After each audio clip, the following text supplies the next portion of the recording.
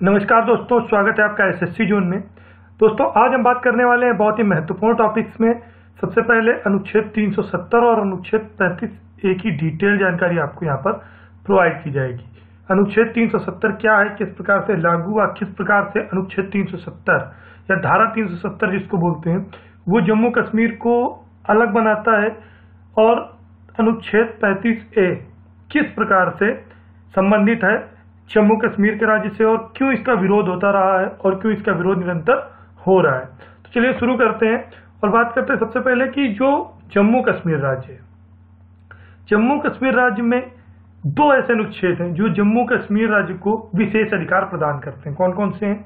एक तो संविधान के 21वें भाग का अनुच्छेद 370, और जो नेक्स्ट है वो है धारा 35A या अनुच्छेद 35A। अनुच्छेद 370 जो है ये भारतीय संविधान में जो पूर्व प्रधानमंत्री थे पंडित जवाहरलाल नेहरू जी और जम्मू कश्मीर के महाराजा हरि सिंह के मध्य समझौते के साथ जोड़ा गया था। और ये जो अनुच्छेद है, अनुच्छेद 370, ये जम्मू कश्मीर को विशेष राज्य का दर्जा प्रदान करता है और विशेष उपबंध जम्मू कश्मीर के लिए प्रोवाइड करता है। अन्य अनुच्छेद भी है, जैसे अनुच्छेद 371 है, 71 के ABCDEFGHI जो पार्ट्स हैं वो अन्य राज्यों को विशेष उपबंध प्रदान करते हैं। लेकिन अनुच्छेद 370 जम्मू कश्मीर को एक विस्तृत उपबंध प्रदान करता है जिसमें बहुत सी अलग अलग वेराइटीज है जो जम्मू कश्मीर को एक स्पेशल राज्य बनाती है। उनकी चर्चा हम इस संपूर्ण वीडियो में करने वाले हैं। तो सबसे पहले बात करेंगे कि दिल्ली एग्रीमेंट क्या था या क्या हुआ और किस प्रकार से जो अनुच्छेद है वो लागू हुए। तो दिल्ली एग्रीमेंट हुआ सन 1952 में। जम्मू कश्मीर के तत्कालीन प्रधानमंत्री थे शेख अब्दुल्ला और भारत के प्रधानमंत्री नेहरू के बीच ये हुआ था। और दोस्तों, एक बात यहाँ पर स्पष्ट कर देनी जरूरी है कि जब भारत आजाद हुआ था, दो जो राज्य थे, जो दो राष्ट्र थे, उनका निर्माण हुआ। पहला था भारत, दूसरा पाकिस्तान। लेकिन लोगों को ये स्वतंत्रता की, जो भी जितने भी संघ हैं, जितने भी स्वतंत्र राज्य हैं, जितने भी शाही प्रदेश हैं, वो जिसमें चाहे वो शामिल हो सकते हैं या चाहे तो खुद को स्वतंत्र रख सकते हैं।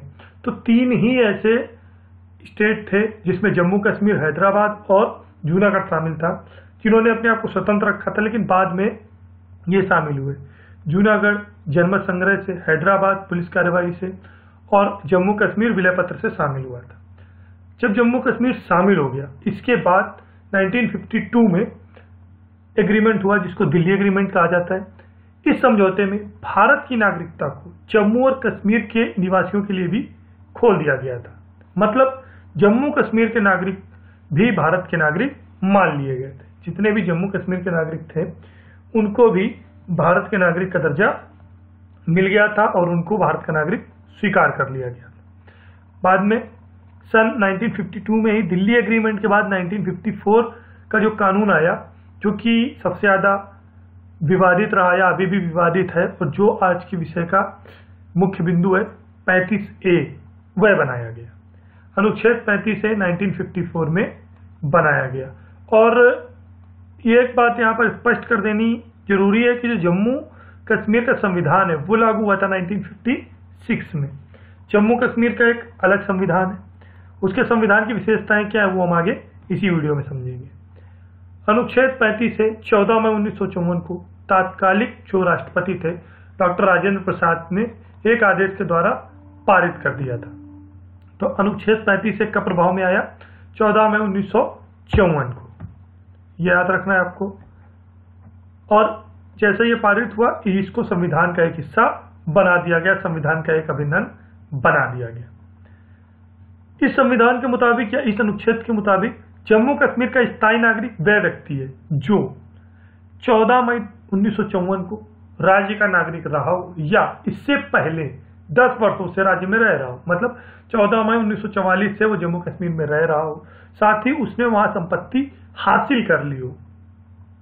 तो ये कंडीशन जो 35A है वो फुलफिल करनी चाहिए। ये स्पष्ट करता है कि या तो वो 14 मई 1954 को जम्मू कश्मीर का नागरिक रहा हो या फिर 10 वर्ष पहले से वहां रह रहा हो और उसने अपनी संपत्ति वहां पर हासिल कर ली हो। अब बात आती है कि अनुच्छेद 35A क्या है और किस प्रकार से विशेष है। तो अनुच्छेद 35 से संविधान में शामिल वह प्रावधान है जो जम्मू कश्मीर के विधानमंडल को यह अधिकार देता है कि वह यह तय करे कि जम्मू कश्मीर का स्थायी निवासी कौन है, किसे सार्वजनिक क्षेत्र की नौकरियों में विशेष आरक्षण दिया जाए, किसे विशेष उपबंधों से सम्मानित किया जाए या उसको शामिल किया जाए। तो अनुच्छेद 35A स्थायी निवास को स्पष्ट करता है, जम्मू कश्मीर में स्थायी निवास को स्पष्ट करता है अनुच्छेद 35A, या याद रखेंगे। बात आती है कि किसे संपत्ति खरीदने का अधिकार होगा, किसे जम्मू कश्मीर विधानसभा चुनाव में वोट डालने का अधिकार होगा, छात्रवृत्ति तथा अन्य सार्वजनिक सहायता और किसे सामाजिक कल्याण कार्यक्रमों का लाभ प्रदान किया जाएगा, यह स्पष्ट होता है अनुच्छेद 35A से। अनुच्छेद 35A में यह प्रावधान है कि यदि राज्य सरकार किसी कानून को अपने हिसाब से बदलती है तो उसे किसी भी कोर्ट में चुनौती नहीं दी जा सकती। मान लीजिए कोई भी कानून है, उसको अगर जम्मू कश्मीर विधानसभा चाहती है या राज्य सरकार चाहती है कि उसमें परिवर्तन किया जाए, तो जिस प्रकार से भारत का एक नागरिक है वो कोर्ट में जाकर के अपने अधिकारों के लिए अपील कर सकता है, खासतौर पर मौल अधिकारिक जो अधिकार है, जो मूल अधिकार है, उन पे वो जाकर के कोर्ट में अपील कर सकता है। लेकिन जम्मू कश्मीर के केस में ऐसा संभव नहीं है, किसी भी कोर्ट में चुनौती नहीं दी जा सकती है। अनुच्छेद 35A के तहत दिए गए अधिकार स्थायी निवासियों से ही जुड़े हुए, मतलब कोई अन्य नागरिक इसका लाभ नहीं उठा पाएगा। जिन नागरिकों को जम्मू कश्मीर सरकार स्थायी नागरिक घोषित करेगी, वही नागरिक सिर्फ जो हमने अभी आपको लाभ बताए हैं, चाहे वो छात्रवृत्ति का हो, चाहे वो चुनाव का हो, वोट डालने का हो, या अन्य जितने भी स्टेट गवर्नमेंट के लाभ हैं वो प्राप्त करने को हो, तो वो सिर्फ और सिर्फ स्थायी निवासी ही प्राप्त कर सकते हैं। बात आती है जम्मू कश्मीर राज्य सरकार को यह अधिकार है कि वो आज़ादी के वक्त दूसरी जगहों से आए शरणार्थियों तथा अन्य भारतीय नागरिकों को जम्मू कश्मीर में किस तरह की सहूलियत दे अथवा नहीं दे।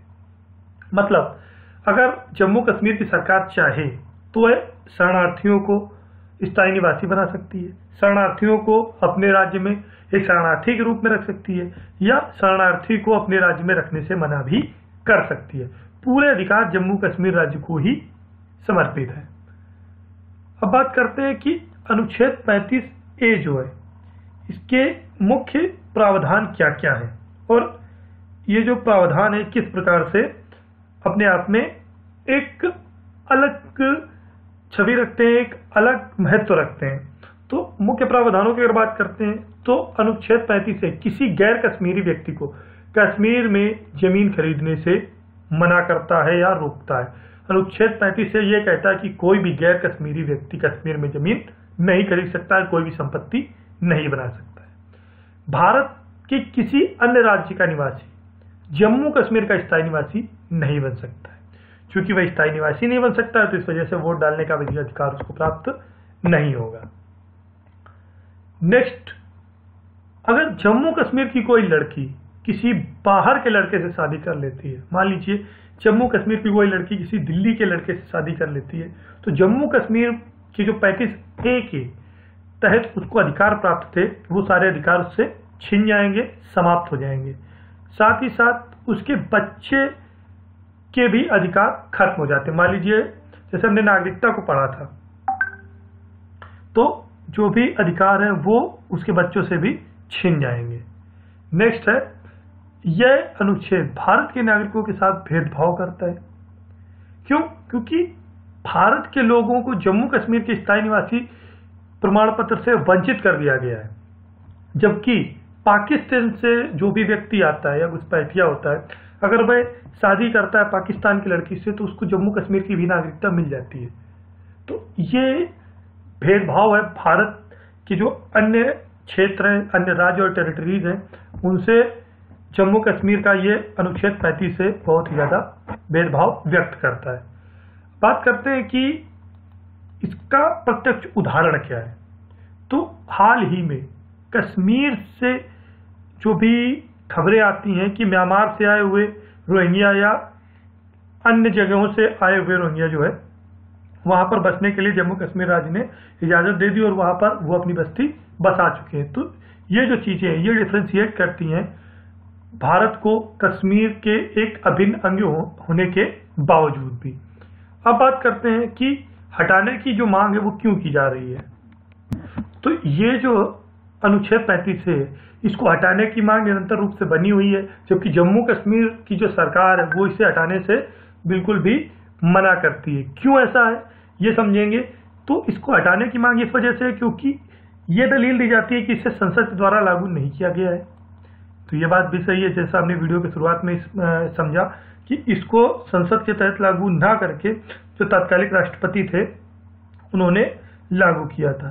फिर बात आती है कि जब विभाजन हुआ देश का, उस समय बड़ी तादाद में पाकिस्तान से शरणार्थी भारत आए। इनमें लाखों की तादाद में शरणार्थी जम्मू कश्मीर राज्य में भी रहे, लेकिन उन्हें वहां की नागरिकता दे दी गई और वो वहां के परमानेंट नागरिक बन गए। तो ये चीजें स्पष्ट होती हैं कि जो भी लाभ है वो सिर्फ जम्मू कश्मीर और पाकिस्तानी लोग ही प्राप्त कर रहे हैं। तो ये भी एक कारण है कि इसको हटाने की मांग की जा रही है। अन्य कारणों की अगर बात करें तो जम्मू कश्मीर सरकार ने अनुच्छेद 35A के जरिए इन सभी भारतीय नागरिकों को जम्मू कश्मीर के स्थायी निवास प्रमाण से वंचित कर दिया। इन वंचितों में 80% जो लोग हैं वो पिछड़े और दलित हिंदू समुदाय से बिलोंग करते हैं। तो ये एक भेदभाव है जो वहां पर माइनॉरिटीज हैं उनसे। तो इस वजह से ये भेदभाव खत्म करने की वजह से, एक समानता का स्वरूप लाने की वजह से इसको हटाने की मांग निरंतर बनी हुई है।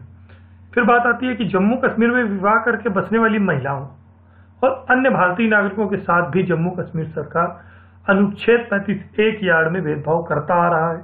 तो ये हमने अभी बात की कि अगर वो बाहर किसी भी जगह पे, मान लीजिए भारत की किसी भी स्टेट की किसी भी लड़के से शादी करती है जम्मू कश्मीर की कोई भी लड़की, तो वह अपने अधिकार 35A के तहत खो देती है। जबकि कोई पाकिस्तानी लड़के से अगर वह शादी करती है तो पाकिस्तानी लड़के को भी 35A के सारे अधिकार प्राप्त हो जाते हैं। तो ये जो एक भेदभाव है, ये जो दोहरी नीतियां हैं, ये समाप्त करने के एक प्रबल मांग की जिम्मेदार है।